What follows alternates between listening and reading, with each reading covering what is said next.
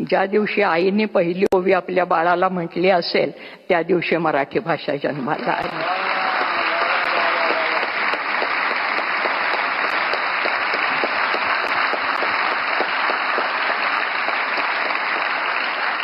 कांदा मुळा भाजी अवघी विठाबाई माझी, लसूण मिरची कोथिंबिरी अवघा झाला माझा हरी, असं म्हणणारा आमचा सावता माळी त्यांनी ही भाषा जिवंत ठेवलेली आहे.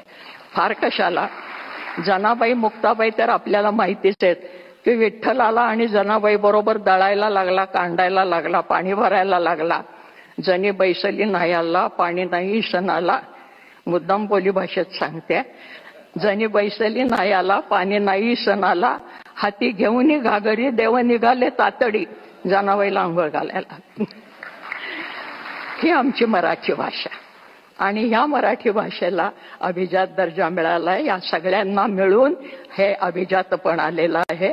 जास्त आत्ता बोलत नाही, पण आमचा हा विठू सगळ्यांना आपल्या पदराखाली घेणारा आहे, आपल्या सावलीखाली घेणारा आहे. या संतांच्या मध्ये अंत्यज म्हणजे ज्याला आज आपण बीसी आणि ओबीसी वगैरे म्हणतो, ही सगळी मंडळी त्याचे परमभक्त आहेत.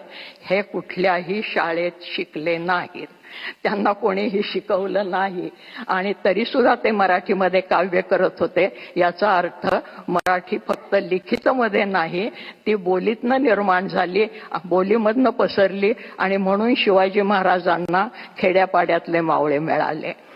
भाषा ही जिवंत राहिली त्यांच्यामुळे आणि भाषा हे संस्कृतीचं बलस्थान असतं. कुठलीही भाषा आजही जगाच्या पाठीवर कुठे हिंडत असलो, आणखीन मराठी शब्द ऐकायला आला तर आपण चमकून बघायला लागतो.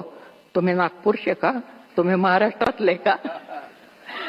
तर हे भाषेचं आपलेपण निर्माण करणारी, भाषा ही जोडणारी गोष्ट असायला पाहिजे, तोडणारी नाही.